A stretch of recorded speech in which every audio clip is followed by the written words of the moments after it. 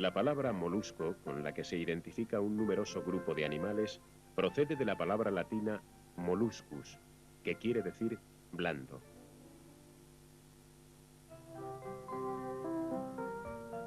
Los moluscos son, pues, seres blandos carentes de columna vertebral, que a veces protegen su cuerpo por una concha.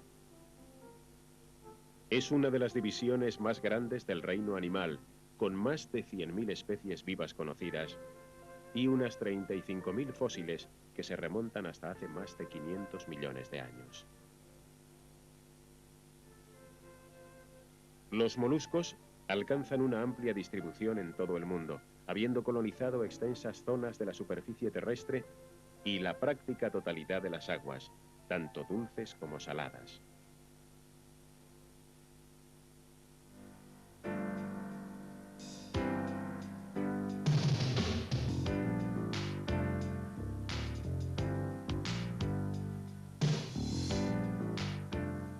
Los moluscos se clasifican en 7 grandes grupos. El más importante recibe el nombre de gasterópodos, que quiere decir animales que andan sobre el vientre. A este grupo pertenecen todos los caracoles, tanto terrestres como acuáticos, de los que en la actualidad hay clasificados más de 64.000 especies. El segundo grupo en importancia recibe el nombre de bivalvos, y sus 7.500 especies incluyen ostras, mejillones, almejas y dátiles de mar.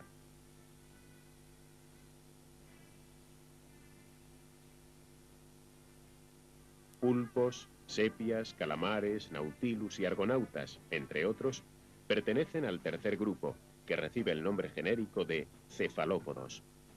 Contiene unas 600 especies, de las que hablaremos en un próximo capítulo. Los 4 grupos restantes son mucho menos importantes.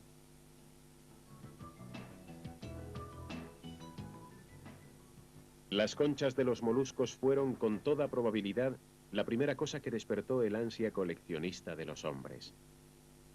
Este interés, que se mantiene, ha dado lugar en algunos países a leyes especiales, como nos explica Christopher Oates, de la Casa de las 10.000 Conchas, establecimiento australiano dedicado al comercio de moluscos que tiene clientes en los 5 continentes. En Australia, la recogida de moluscos está controlada por 2 organismos distintos. El organismo de Parques Nacionales de Queensland concede permisos de 6 meses de duración para que podamos venderlos internacionalmente. Y la autoridad del Parque Marino de la Gran Barrera concede permisos para recoger moluscos en las playas y en los arrecifes. Esto permite a los coleccionistas recoger especímenes para ellos mismos en cantidades muy limitadas. Nosotros también vendemos especies que importamos de otros lugares y que en Australia están protegidas y no se pueden recoger bajo ningún pretexto.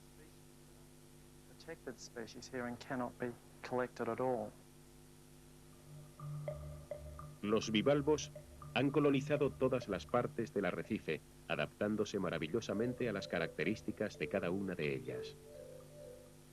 Las hay que prefieren aguas tranquilas, instalándose en zonas protegidas del talud arrecifal, e incluso en el interior de grutas donde nunca llega la luz.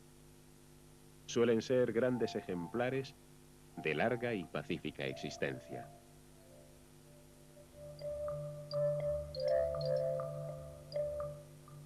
Unas se entierran, mientras otras se sujetan a la roca, y otras prefieren hacerlo sobre gorgonias o las ramas de grandes corales negros. Todos los bivalvos son animales filtradores. Se alimentan haciendo circular el agua por su interior para capturar el plancton que lleva en suspensión.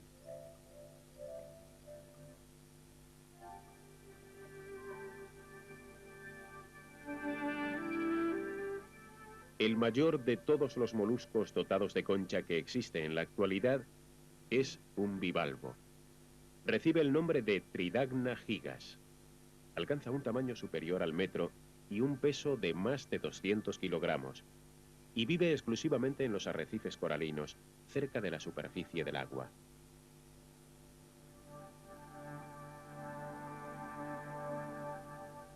El manto de las tridagnas es uno de los grandes espectáculos de los arrecifes. Su riqueza de colores y diseños es tal que podríamos afirmar que no existen dos ejemplares iguales. La razón de este fenómeno es que el manto de las tridagnas es un campo donde el animal cultiva algas, que son las responsables de colores y diseños, y de las que el molusco hace uso para su alimentación, recolectándolas de vez en cuando. Como todas las plantas, las algas necesitan luz para desarrollarse, y por esta razón las tridagnas nunca se encuentran a gran profundidad, hasta el punto de que si colocamos a una de estas formidables almejas en un lugar del arrecife donde no llegue la luz, el animal muere con bastante rapidez.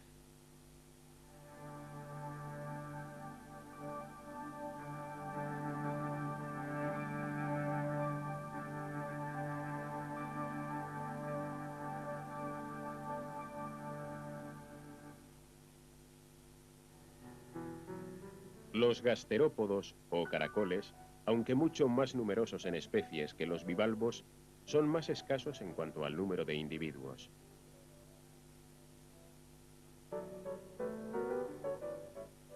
Se caracterizan por segregar una concha que se desarrolla girando alrededor de una columna central, que recibe el nombre de columnela. Protegen su cuerpo en el interior de esta concha, y sus vísceras están torsionadas para adaptarse a su estructura.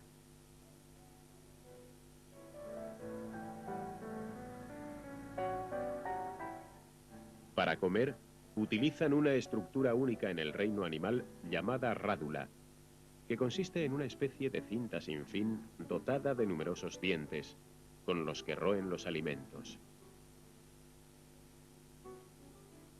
Los hay herbívoros y carnívoros, de hábitos nocturnos y diurnos, dotados de un pequeño manto o por el contrario de uno de grandes dimensiones con el que cubren su concha, que se instalan despreocupadamente en las zonas visibles del arrecife o que se esconden en la arena, como esta tonna o esta arpa.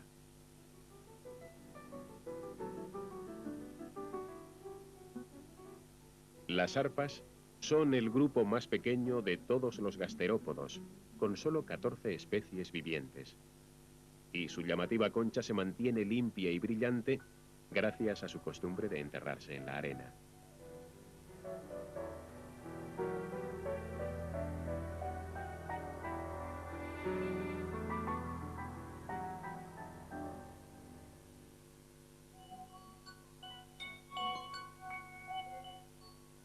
Algunas especies desempeñan, al parecer, un papel importante en el mantenimiento del equilibrio ecológico del arrecife.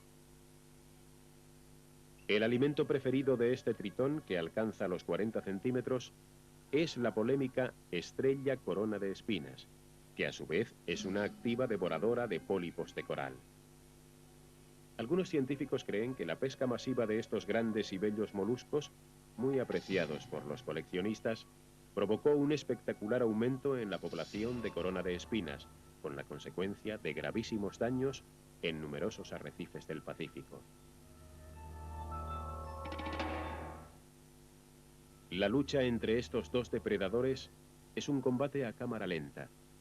La estrella trata de huir, pero el tritón se coloca sobre ella, inmovilizándola con una secreción de su trompa y devorándola en un proceso que puede durar 2 o 3 días.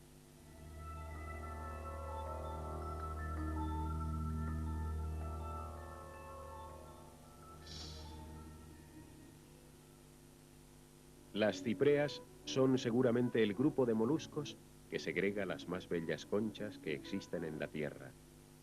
Su sorprendente brillo, agradable forma y variedad de dibujos atrajo desde muy antiguo la atención del hombre. El tamaño de estos moluscos oscila entre 1 y 15 centímetros. Viven en los mares cálidos y sobre todo en los arrecifes coralinos, donde se encuentran más del 90% de las especies conocidas. En su mayoría prefieren aguas poco profundas, pero hay algunas especies que viven hasta 400 metros de profundidad. Al igual que todos los gasterópodos, las cipreas localizan su alimento gracias a un órgano especial llamado osfradio. La sensibilidad del osfradio es tal que es capaz de detectar sustancias disueltas en el agua en la asombrosa proporción de 1 gramo en 200.000 litros.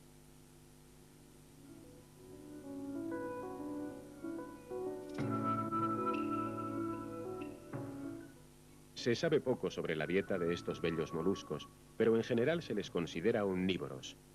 Sabemos que muchas especies se alimentan de algas, otras consumen detritus, otras muchas cualquier organismo tapizante o incrustante, como las esponjas.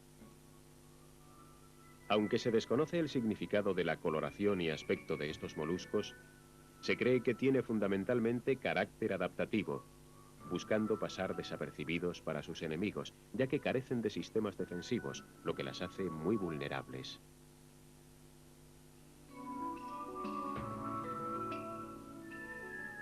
La ciprea talpa, por ejemplo, posee una coloración parecida a un tipo de holoturia que los peces no comen por su sabor muy desagradable.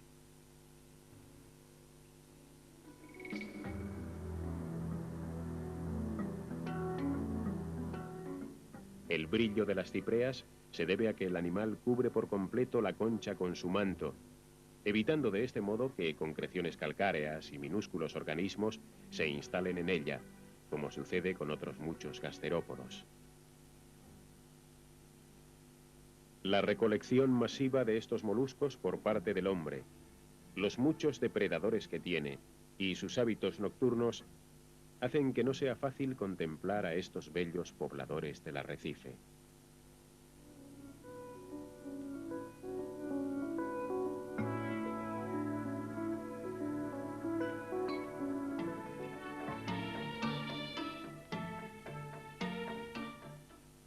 El grupo de los conos tiene una marcada preferencia por las aguas cálidas, pudiendo afirmarse que, salvo algunas excepciones, son unos típicos habitantes de los arrecifes coralinos. Con más de 300 especies y decenas de subespecies, y dotados de vistosas conchas, los conos son, a pesar de su apariencia inofensiva y pacífica, uno de los más peligrosos depredadores del arrecife.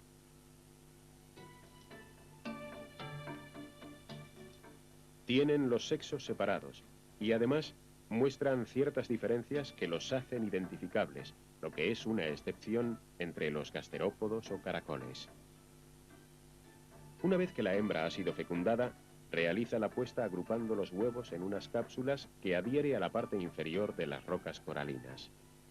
Estas cápsulas son diferentes de una especie a otra, lo que permite identificar las puestas.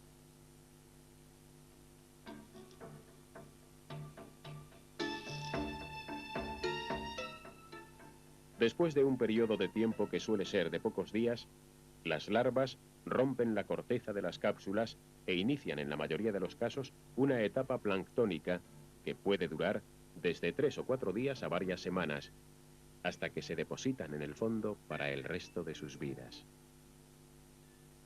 Todos los conos son carnívoros y, dependiendo del tipo de presa del que se alimentan, se clasifican en comedores de peces, de gusanos y de moluscos. Dado que poseen un sistema de locomoción que les impide ser animales rápidos, los conos han adaptado su rádula convirtiéndola en un arma mortífera de sorprendente eficacia, pues son capaces de matar presas del tamaño de un hombre, lo que les convierte en uno de los animales más venenosos de la Tierra. Los comedores de peces aprovechan la noche para acercarse a ellos cuando están durmiendo. En este estado, los peces caen en una especie de letargo que los hace muy vulnerables, pudiendo incluso ser cogidos con la mano. Cuando un cono detecta con su osfradio la cercanía de un pez, se aproxima y le dispara un dardo venenoso que paraliza en segundos a su presa, a la que a continuación engulle, dilatando espectacularmente la trompa.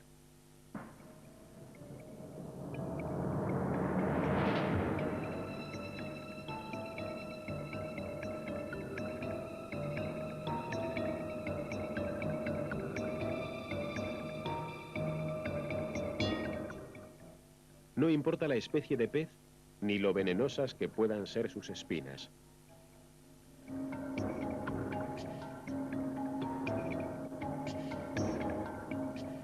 El Conus geographus, por ejemplo, es capaz de capturar y engullir un pez león, cuyas aletas están dotadas de un veneno que puede causar graves problemas a un hombre.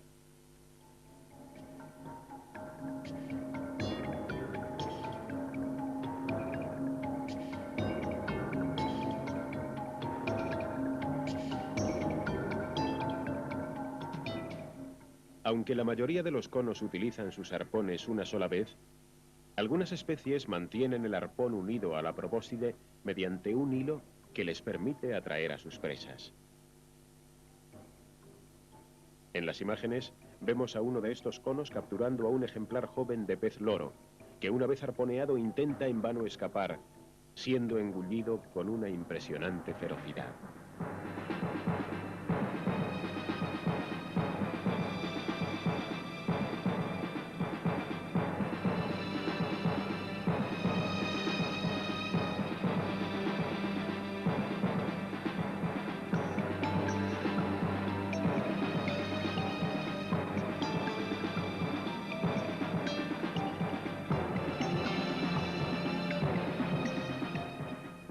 El Conus marmoreus, con su llamativa concha blanca y negra, es un activo cazador de moluscos.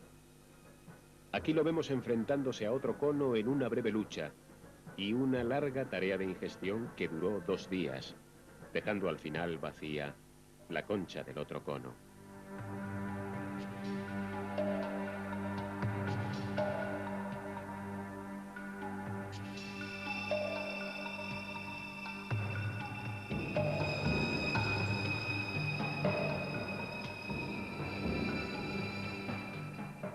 Los conos son responsables de varias muertes humanas, por lo que hay que manejarlos con mucha prudencia.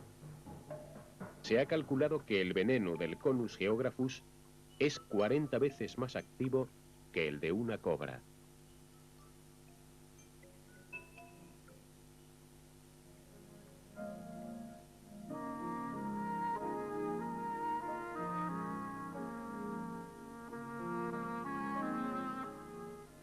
Las sencillas y en general poco vistosas babosas terrestres tienen unos parientes ilustres en el arrecife de coral.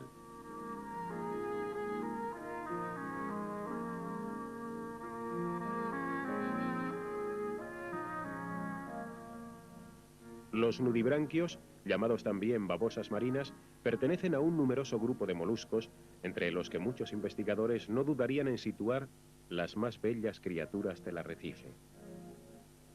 La variedad e intensidad de diseños y colores es tal que han merecido el sobrenombre de mariposas marinas, y hasta el momento no existe ninguna teoría capaz de explicarla satisfactoriamente.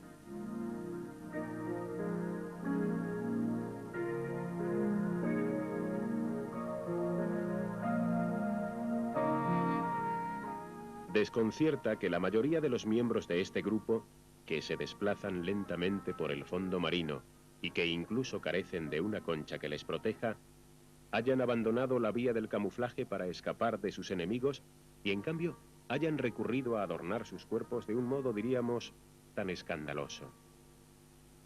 La clave consiste en que son criaturas que prácticamente carecen de enemigos y han llegado a tan envidiable situación tras adquirir sofisticados sistemas de defensa.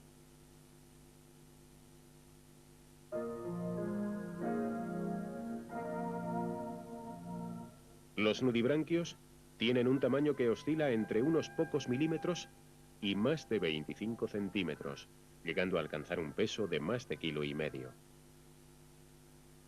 Es el grupo de gasterópodos menos conocido y del que más especies se descubren todos los años.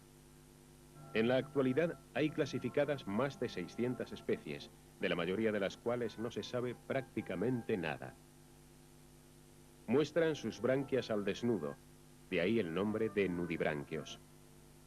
Algunas especies han desarrollado la capacidad de contraer las branquias para protegerlas de posibles ataques, ocultándolas entre las irregularidades de sus cuerpos.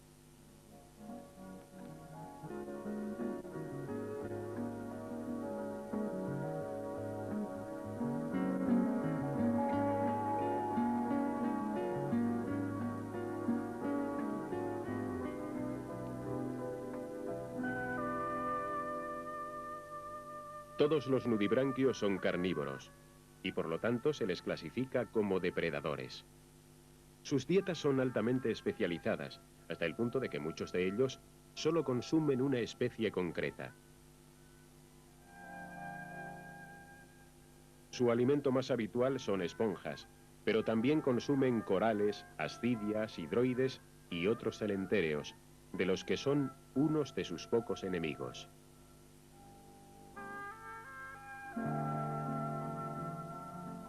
Algunos, además, han desarrollado unas extensiones de su cuerpo en forma de láminas capaces de acumular energía de la luz del sol y por lo tanto son de hábitos diurnos, aunque la mayoría son nocturnos.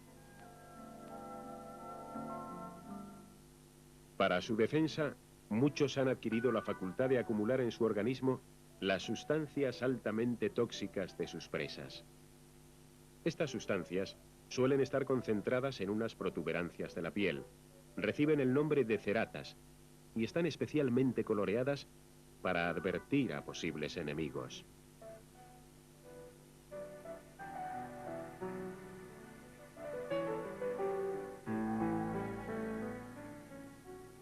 Otros pueden, además, segregar a través de la piel sustancias repelentes o irritantes tan eficaces que son capaces de disuadir a cualquier agresor y pueden producir lesiones incluso al hombre.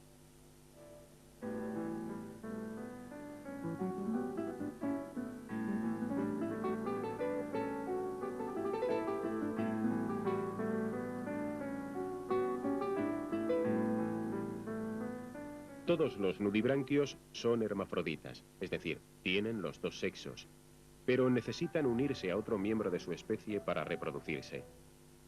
En el momento del encuentro, ambos actúan como machos, impregnándose mutuamente de esperma.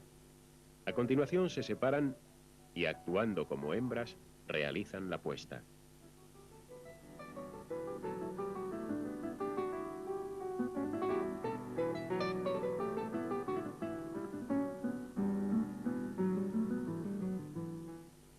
Los cientos de miles de huevos aparecen englobados en una cinta de aspecto gelatinoso que el animal va adhiriendo a una roca, formando una espiral de brillante y diverso colorido, que tardan horas en poner y que no se molestan en esconder, por lo que es posible encontrarlas en los lugares más visibles del arrecife.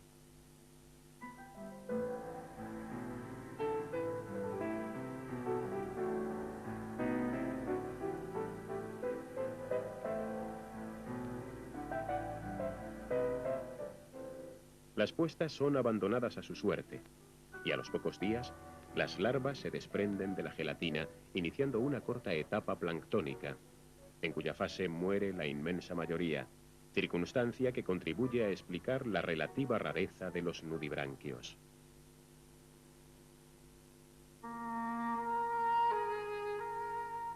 No todos los nudibranquios se desplazan torpemente sobre la roca coralina. Algunos han aprendido a nadar, como le sucede al más famoso de todos los nudibranquios. Recibe el merecido nombre de bailarina española y convierte sus desplazamientos en un espectáculo inolvidable.